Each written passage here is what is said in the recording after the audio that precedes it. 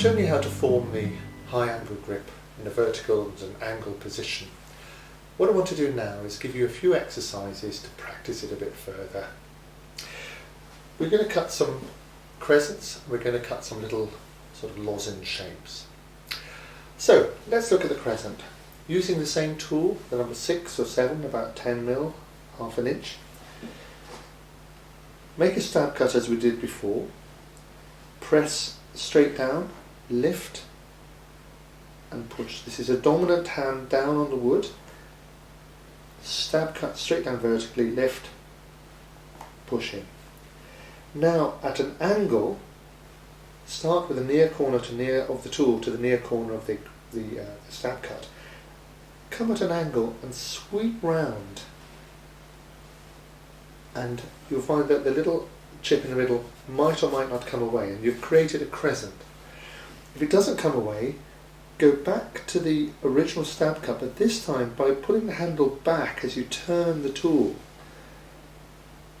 you can use the corner to slice out the little groove at the bottom, little shaving down the bottom. So do that on the other side. So whatever you did first, you repeat it, but swapping the angle. So stab, shove forward, push in again vertically. Then from corner to corner, come round to take the shaving out. If it doesn't come out, go back to the stab cut, drop that corner. It's really important to rotate the handle as you push with the thumb, and the corner goes down into the bottom of the crescent and takes out that little shaving at the bottom.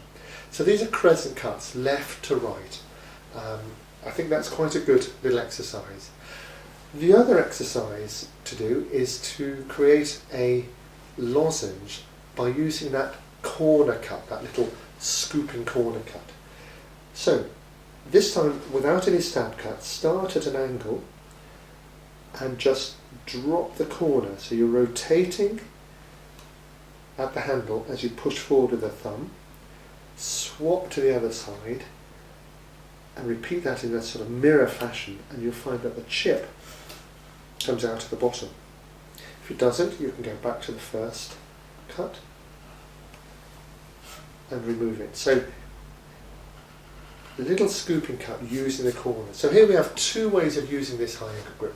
One with the full blade, so you can see this in the crescent cut, and the other with just the corner, making this sort of scooping cut. Both cases, both hands are working together, turning the handle as necessary, pushing with the thumb, controlling the blade at the bottom.